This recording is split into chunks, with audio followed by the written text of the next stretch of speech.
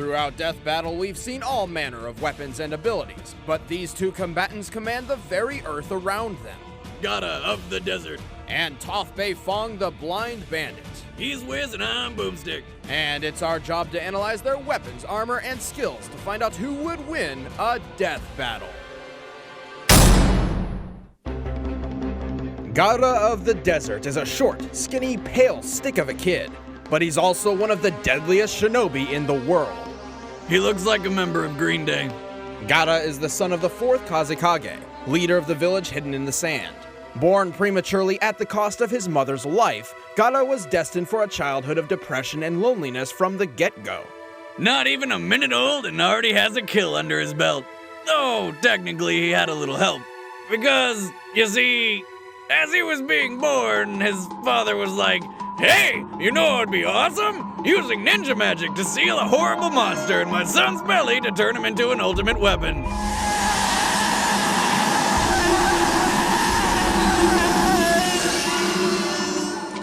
The process was successful, and Gaara became a Jinchuriki, human beings who have powerful tailed beasts trapped within them.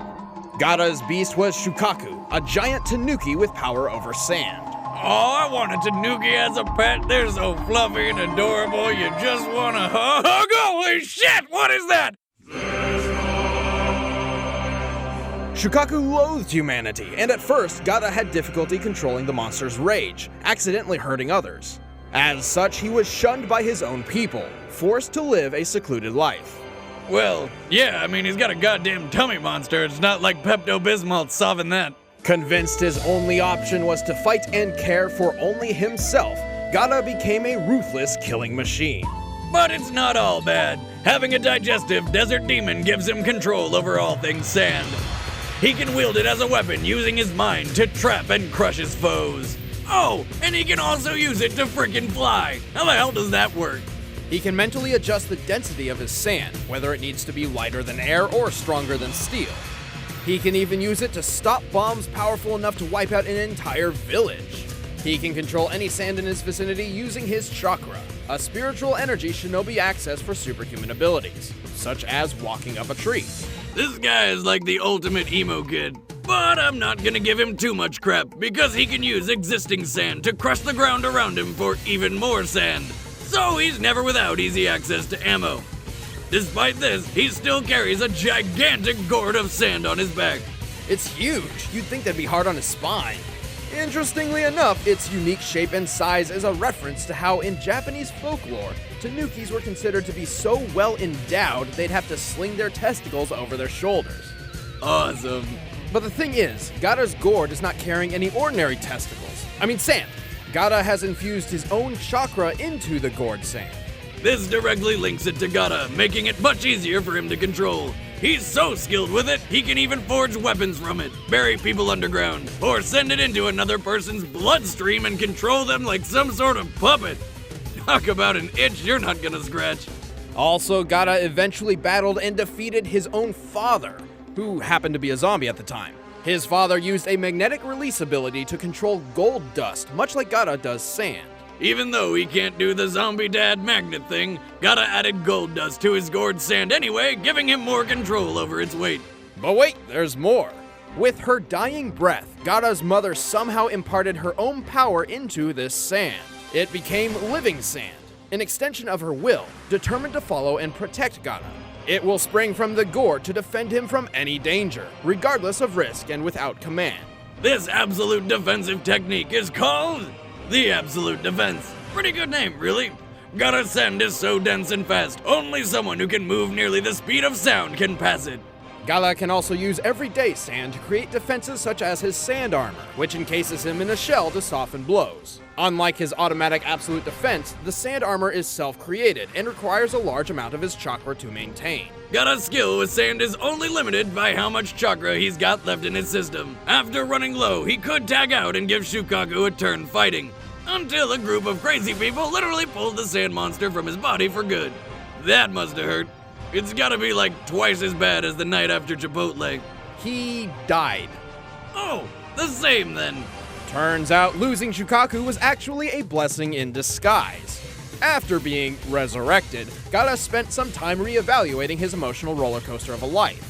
Inspired by Naruto Uzumaki, he began to truly understand compassion. His attitude changed, his people began supporting him. He even commanded the allied shinobi forces during the Fourth Great Shinobi War. And, like his late father, Gaara also became... A zombie? Kazekage. Damn! Well, even non-zombie and missing Shukaku, Gaara still retained his powerful chakra and skill over sand. In their fight, Gaara was so powerful, his father mistook him for Shukaku itself, despite the sand monster being long gone. Gaara is stronger and smarter than ever, all thanks to his mother's love. I miss Mama Boomstick. Few can withstand the overwhelming power of this sand shinobi. Or Mama Boomstick's cooking. Hey! You're uninvited to Thanksgiving. I never was! Exactly.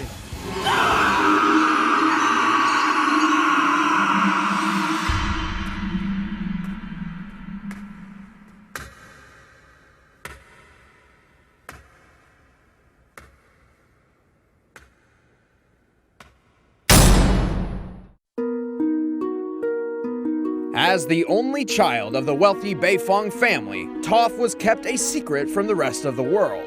Hidden away, she was pampered and guarded like a fragile child. Her parents were hopeful she could someday become a noble, respected member of Earth Kingdom society. But their hopes were pretty much dashed from the moment she popped out. See those faded whites? Yeah, Toph's completely blind. My daughter is blind. She is blind and tiny and helpless and fragile. Still, fragile is the last word that I would want to use to describe this chick. Frustrated by her parents' stubborn coddling, Toph ran away from home at the age of 6 and ended up losing her way in a cave. Until she was rescued by some giant badger moles. Yes, they are badgers, and they are moles. Imagine one of those things burrowing into your home. What kind of pest control do you even call for that? Oh wait, I know. Fire. Like Toph, badger moles are blind, so they took a liking to her. Well, how the hell would they know? And as the original artists of the craft, the badger moles began her training in the art of earthbending. These giant varmints taught Toph how to manipulate rock and stone. Using movements similar to the Chugar praying mantis martial art, Toph can telekinetically throw, grow, shrink, and alter Earth in any conceivable way, making for some pretty down-to-earth attacks and defenses. The badger moles also taught Toph how to see. Wait, these ridiculous creatures are also masters of LASIK surgery? No, Toph does not use her eyes to see. Of course, her other senses are extremely accurate, and as a master earthbender, Toph can sense the location of Earth anywhere. Even more impressive though, the badger moles navigate their tunnels using an earthbending technique known as the seismic sense, and Toph quickly picked up on this talent. It's kind of like sonar, detecting the exact location and movement of a person or object through their interaction with the ground. I feel the vibrations in the earth, and I can see where everything is. You, that tree, even those ants. She feels every movement, every footstep, every heartbeat, so precisely she can even tell if a person's lying. A woman who can always tell when I'm lying? No, thank you. Toph is so good at this that even her closest friends sometimes forget she's blind. Ow! Sorry. But don't worry, they're reminded. In only 6 years, Toph had completely mastered earthbending. She even won the Earth Rumble 4 tournament multiple times under her stage name, the Blind Bandit. But Toph didn't stop her training with just earthbending. At first, softer earth proved difficult for her seismic sense. I feel the vibrations in the ground with my feet, but the sand is so loose and shifty, it makes everything look fuzzy. But she has since demonstrated her mastery in both sand bending and mud bending. She can also change the density of earth from sand to stone and back. And before you start making any density or hardening innuendos, she's 12. Okay. But her greatest achievement is the discovery of an all-new bending art, one thought to be impossible: metal bending. By manipulating the earthy composition within, Toph can bend nearly any type of metal just as well as stone, the exception being highly purified metals such as platinum. Toph quickly mastered metal bending and went on to teach it to others. She eventually even founded and led a metal bending police force. And that's after conquering Earth Rumble 4, holding up a building the size of a castle, defeating an entire army almost single-handedly, and dueling King Boomy to a standstill. And that guy's conquered an entire hostile city by himself. Even in her old age, Toph was capable of going one-on-one with a new avatar, and her seismic sense could locate people across the world. She knows when I've lied and where I've been? Women should not have these powers. I am the greatest earthbender in the world. Don't you two dunderheads ever forget it.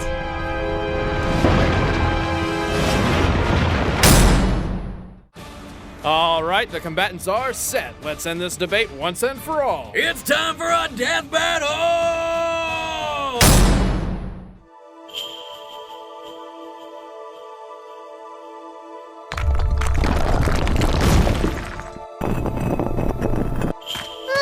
Talk about a rough ride. You do not belong here. This is sacred ground. Leave. Oh yeah, tough guy? Make me. Forward!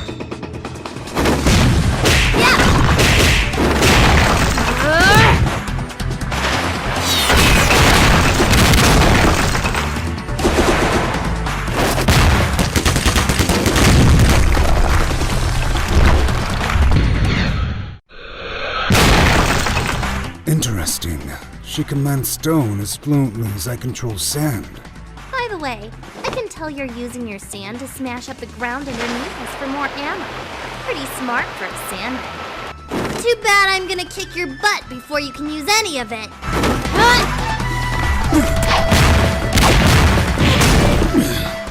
I can't underestimate her.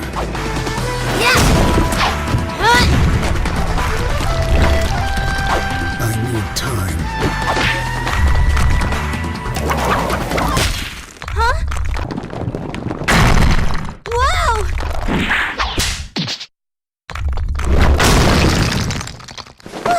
Sorry, Grumpy. I'm not ready to be a shish kebab just yet.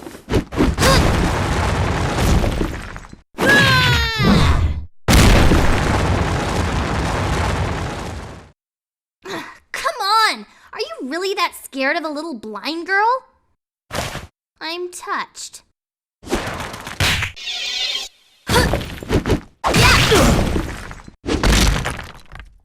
Your eyes. Those are not the eyes of loneliness, like mine. They are blank. Impressive insight, Gloomsville. I'm digging the whole wearing sand thing, though. That's new.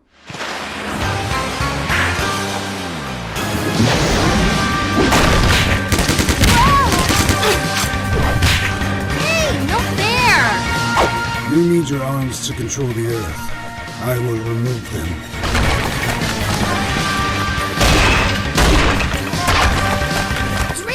Creep. It'll take a lot more sand than that to take me down. That's the plan.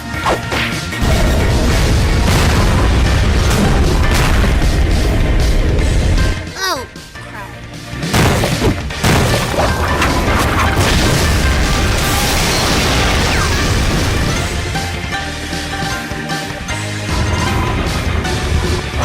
Sun coffin. Sun burial.